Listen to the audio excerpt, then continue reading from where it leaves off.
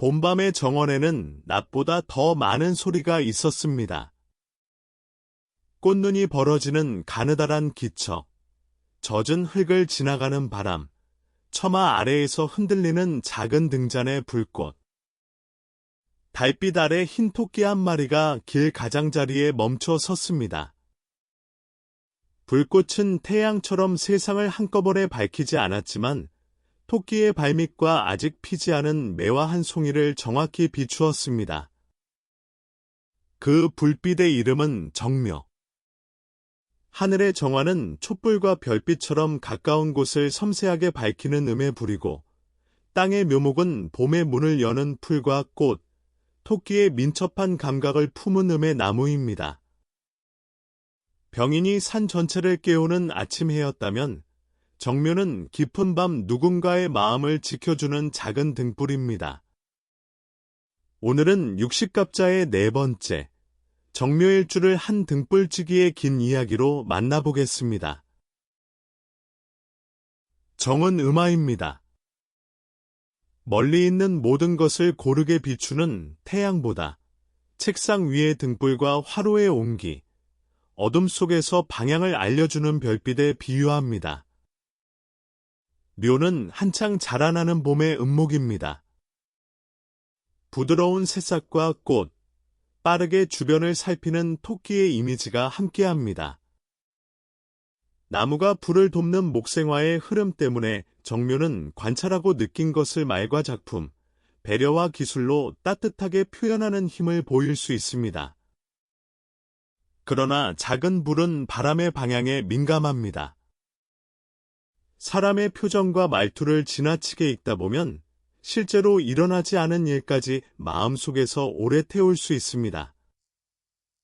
정묘의 첫 공부는 감각을 둔하게 만드는 것이 아니라 무엇이 내 책임이고 무엇이 다른 사람의 감정인지 구분하는 일입니다.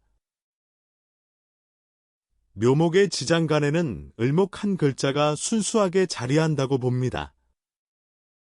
정화를 기준으로 을목은 편인입니다. 편인은 정해진 답을 그대로 외우기보다 숨은 의미를 읽고 남들이 지나친 결을 발견하며 자신만의 방식으로 세상을 해석하는 힘입니다.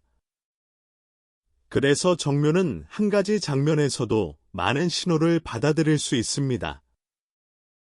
말보다 표정을 먼저 읽고 완성된 설명보다 분위기와 여백에서 의미를 찾습니다.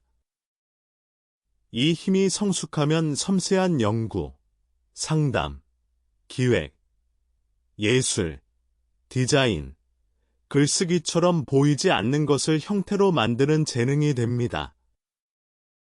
반대로 불안이 커지면 확인되지 않은 추측을 사실처럼 믿거나 마음속 세계에 오래 머물 수 있습니다. 깊은 직관일수록 기록하고 질문하고 현실에서 검증하는 과정이 필요합니다. 어린 등불지기는 다른 아이들이 보지 못하는 것을 자주 발견했습니다.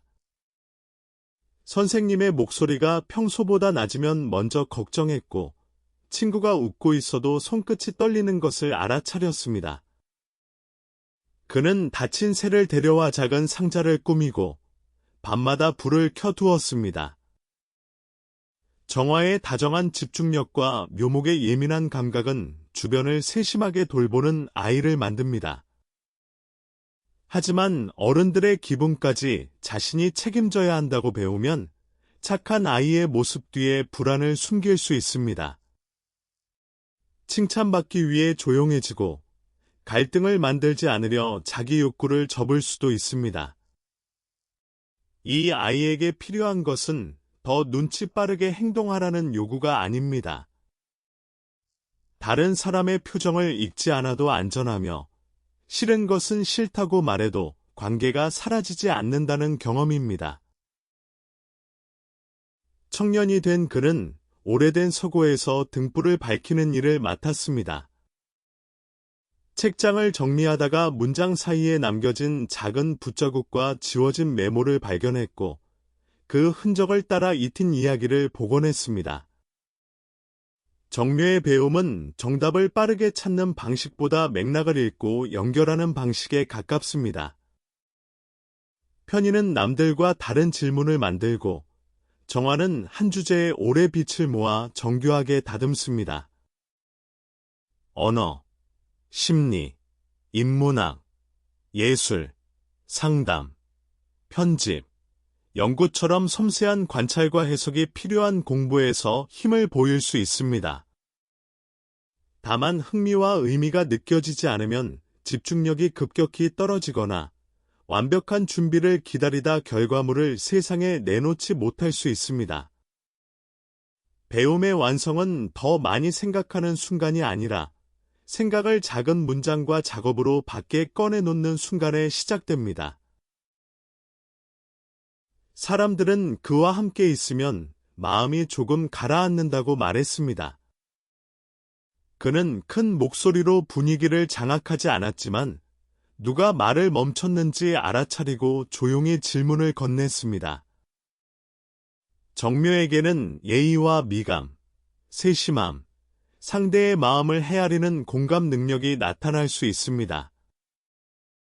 겉은 부드럽고 차분해 보여도 안에서는 자신의 기준과 취향이 분명합니다. 작은 등불이 한 곳을 깊게 비추듯 좋아하는 대상에는 놀라운 집중력을 보이기도 합니다.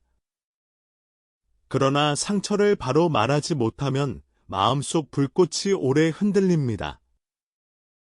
괜찮다고 미소 지은 뒤 혼자 수십 번 대화를 되짚을 수 있습니다. 정묘의 성숙은 예민함을 버리는 데 있지 않습니다. 느낀 것을 상대가 알아맞히길 기다리지 않고 부드럽지만 정확한 말로 전달하는 데 있습니다. 마을의 긴 밤길을 건너야 하는 사람들이 생기자 그는 다리마다 작은 등불을 걸었습니다. 누구보다 앞에서 명령하지 않았지만 사람들이 서로의 얼굴을 볼 수 있을 만큼만 빛을 나누었습니다.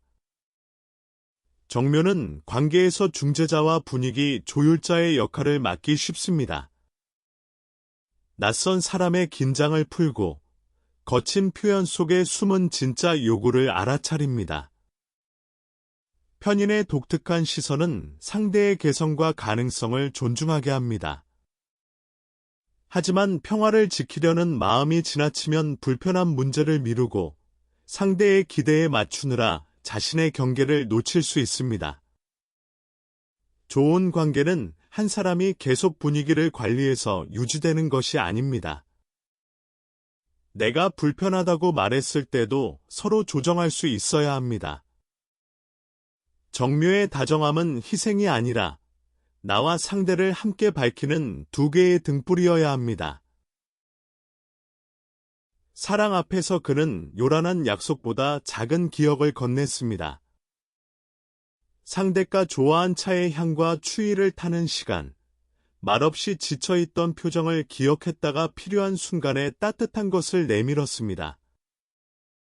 정묘의 사랑에는 세심한 배려와 정서적 교감, 둘만의 아름다운 세계를 만드는 힘이 있습니다. 마음을 열기까지 조심스럽지만 한번 신뢰하면 오래 돌보고 싶어 합니다. 다만 사랑을 잃을까 두려워 불만을 삼키거나 상대의 말 한마디에 많은 의미를 붙이면 관계가 현실보다 상상 속에서 커질 수 있습니다. 서운함을 시험과 침묵으로 표현하지 말고 무엇이 필요했는지 구체적으로 말해야 합니다. 정묘에게 좋은 사랑은 예민함을 무시하는 사람이 아니라 감정을 함께 확인해 주면서도 서로의 삶과 경계를 존중하는 사람과의 관계입니다. 어느 겨울, 마을의 오래된 등잔들이 자꾸 꺼졌습니다. 사람들은 불이 약하다고 탓했지만 그는 심지를 자르고 기름의 양을 바꾸며 바람이 들어오는 틈을 하나씩 찾았습니다. 정묘의 일에는 작은 차이를 발견하고 품질을 높이는 힘이 있습니다. 상담, 교육, 연구, 편집, 디자인, 콘텐츠, 공예, 의료와 돌봄, 서비스 기획처럼 사람의 세밀한 요구를 읽고 개선하는 분야와 잘 어울릴 수 있습니다. 앞에 나서지 않아도 팀의 분위기와 완성도를 지키는 중요한 역할을 합니다. 그러나 완벽주의와 평가에 대한 민감함이 강해지면 수정만 반복하고 공개를 늦출 수 있습니다. 좋은 등불은 가장 화려한 불이 아니라 필요한 시간에 안정적으로 켜지는 불입니다. 마감 기준을 정하고 초안을 보여주고 피드백을 사실과 감정으로 나누는 습관이 재능을 성과로 바꿉니다. 그에게 돈은 과실을 위한 횃불보다 생활의 온도를 지키는 기름에 가까웠습니다. 아름답고 오래 쓰는 물건, 배우는 일, 사랑하는 사람을 돌보는 데 기꺼이 지출했습니다. 정묘는 자신의 감각과 전문성, 세밀한 서비스, 독창적인 해석을 가치로 바꾸는 흐름을 만들 수 있습니다. 작은 차이를 알아보는 능력이 브랜드와 품질, 신뢰를 만드는 자원이 됩니다. 다만 마음이 불안할 때 취향 소비로 위로받거나 거절하기 어려워 사람을 위해 예상보다 많은 돈을 쓸 수 있습니다. 수입과 지출을 느낌으로만 관리하면 작은 새는 구멍을 늦게 발견합니다.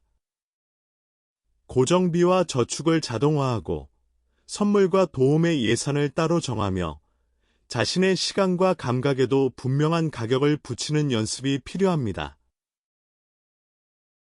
등불지기는 어느 날 모든 창문에 불을 켜야 마음이 놓딘다고 생각했습니다. 누군가 표정이 어두우면 자신이 잘못한 것 같았고 작은 실수 하나가 오래된 신뢰를 전부 무너뜨릴 것처럼 느껴졌습니다. 정묘의 그림자는 과민함, 과잉해석, 완벽주의, 관계 속 자기 소모로 나타날 수 있습니다. 편인의 상상력이 불안과 만나면 아직 오지 않은 일을 여러 번 경험하고 정화의 집중력이 상처 한 장면에 붙잡힐 수 있습니다. 이때 필요한 것은 감정을 부정하는 말이 아닙니다. 지금 확인된 사실과 내가 추측한 의미를 종이에 나누어 적고 몸을 쉬게 하며 필요한 질문을 직접 건네는 일입니다. 모든 어둠을 없애야 안전한 것이 아닙니다. 내 등불 하나를 지킬 수 있어야 다른 사람의 밤에도 오래 곁에 있을 수 있습니다. 정화에게 묘목은 12운성으로 병의 자리에 해당합니다. 여기서 병은 실제 질병이나 불행을 단정하는 말이 아닙니다. 기온이 바깥으로만 뻗기보다 몸과 마음의 신호를 세밀하게 느끼고 속도를 조절해야 하는 한 장면에 가깝습니다. 정묘에게는 환경의 변화와 관계의 온도를 빨리 알아차리는 민감성이 장점이 될 수 있습니다. 잘 쓰이면 사람과 공간의 작은 이상을 먼저 발견하고 회복에 필요한 조건을 정교하게 마련합니다. 불안정하게 작용하면 피로를 무시한 채 타인을 돌보다가 갑자기 소진되거나 걱정을 계속 되새길 수 있습니다. 병이라는 글자는 약하다는 판정이 아니라 감각이 예민한 만큼 생활 리듬과 휴식, 현실 확인이 중요하다는 조언으로 읽어야 합니다. 같은 정묘일주라도 태어난 계절에 따라 등불과 정원의 풍경은 달라집니다. 봄에는 목기가 풍성해 감각과 학습, 창작의 재료가 많아지지만 생각이 넘치지 않도록 실행의 기준이 필요합니다. 여름에는 화기가 강해 표현력과 존재감이 커지는 만큼 조급함과 소진을 살펴야 합니다. 가을에는 금의 기준과 현실성이 더해져 섬세함을 기술과 품질로 다듬을 수 있지만 비판에 지나치게 예민해질 수 있습니다. 겨울에는 차가운 수기 속에서 정화의 온기가 귀하게 쓰이므로 안전한 환경과 규칙적인 생활, 함께 불을 지킬 사람이 중요합니다. 청강과 지지의 합과 충, 조후와 오행의 분포에 따라 같은 편인도 전혀 다르게 드러납니다. 정묘 두 글자만으로 사람의 성격과 운명을 단정하지 말고 전체 명식의 날씨를 함께 보아야 합니다. 병인과 정묘의 나붐은 노중화, 곧 화로 안의 불이라고 부릅니다. 이것은 실제 성격을 결정하는 단 하나의 공식이라기보다 두 기둥의 이미지를 확장해보는 오래된 상징입니다. 화로에 불은 벽과 그릇 안에서 온도를 모아 음식을 익히고 사람을 따뜻하게 합니다. 정묘의 섬세한 불도 경계와 구조가 있을 때 오래 쓰입니다. 그는 젊은 시절 누구의 마음이든 모두 데워 주어야 한다고 믿었지만 시간이 흐른 뒤에는 각자 지킬 불씨가 있다는 것을 배웠습니다. 그래서 제자에게 등잔 하나를 건네며 말했습니다. 내가 모두를 밝힐 필요는 없다. 다만 내가 선택한 자리에서는 꺼지지 않는 빛이 되어라. 감수성은 책임과 경계를 만날 때 비로소 사람을 살리는 온기가 됩니다. 긴 밤이 지나고 정원에 옅은 새벽빛이 들었습니다. 토끼는 굽은 길을 따라 어린 풀 사이로 걸었고 오래된 나무 아래 등잔에는 작은 불씨가 고요히 남아 있었습니다. 정묘, 하늘의 정화와 땅의 묘목. 가까운 마음을 섬세하게 밝히는 불과 봄의 감각이 만난 자리입니다. 장점으로는 공감 능력, 미감, 집중력, 독창적인 해석, 사람과 일의 작은 결을 살피는 힘을 이야기할 수 있습니다. 주의할 점으로는 과잉 해석, 완벽주의, 관계에서의 자기 소모, 상처를 말하지 않고 오래 품는 습관을 살펴볼 수 있습니다. 그러나 정묘라는 두 글자는 사람을 한 모습에 가두는 이름표가 아닙니다. 나는 무엇을 오래 비추고 누구의 마음까지 책임지려 하며 내 불씨를 지키기 위해 어떤 경계를 세울 것인지 묻는 한 폭의 그림입니다. 운명을 그림처럼 풀어보는 추명선 사주, 일주론 네 번째 이야기 정묘였습니다.